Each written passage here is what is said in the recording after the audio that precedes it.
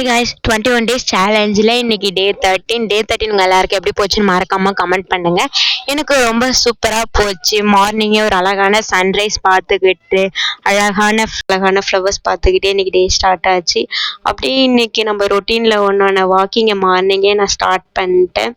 அங்கே ஊரில் இருந்தோம்னா ஜிம்முக்கு போகணும், இல்லைனா பேட்மிண்டன் கிளாஸ் ஏதோ ஒன்று போவேன்.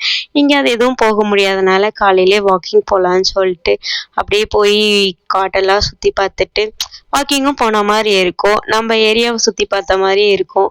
நம்ம என்னதான் சிட்டியில் ரொம்ப நாள் இருந்துட்டு இங்கே வந்தாலும் இங்கே வந்தால் தான் ஒரு ஹாப்பினஸ், ஒரு ஃப்ரெஷ் ஃபீலே நமக்கு கிடைக்கும். அப்படியே அதை பார்த்துக்கிட்டு அம்மா காட்டில் இருந்தாங்க, அவங்கக்கிட்ட கொஞ்ச நேரம் போய் பேசிட்டு அப்படியே வீட்டுக்கு படிக்க வந்தாச்சு.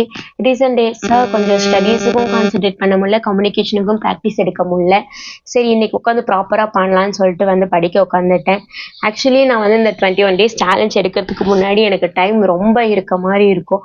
ஆனால் இப்போ என்னன்னா எனக்கு ஊருக்கு போகிறது, எக்ஸாம்ஸ் அப்படி இப்படின்னு எனக்கு கரெக்டாக என்னால் வீடியோஸும் எடுக்க முடியல, அதை ஒழுங்காக ஃபாலோவும் பண்ண முடியல. இனிமேல் ஃபாலோ பண்ணலாம். ஊருக்கு நான் வந்திருக்கனால அம்மா ஏதாவது ஸ்நாக்ஸ் செஞ்சு தரேன்னு சொன்னாங்க. சரி என்ன செய்கிறாங்கன்னு கேட்டால் இந்த மாதிரி மரவள்ளி கிழங்குல டிஷ் செஞ்சு தரேன்னு சொன்னாங்க.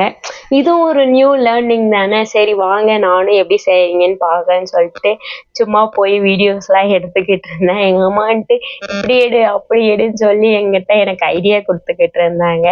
ஓகேன்னு சொல்லிட்டு அப்படியே அவங்க செய்கிறதெல்லாம் வீடியோ எடுத்துகிட்டு அப்படியே எப்படி செய்கிறாங்கன்னு பார்த்துக்கிட்டு ஒரு யம்மியான மரவள்ளி கிழங்கு போண்டா சாப்பிட்டுக்கிட்டே இருந்து இப்போதான் எங்கள் அம்மாட்ட கேட்டிருந்தேன், ஐஸ் வண்டிலாம் வராதான்னு கேட்டால் உடனே வெளியில் பார்த்தா ஐஸ்காரங்க வந்திருக்காங்கன்னு சொன்னாங்க.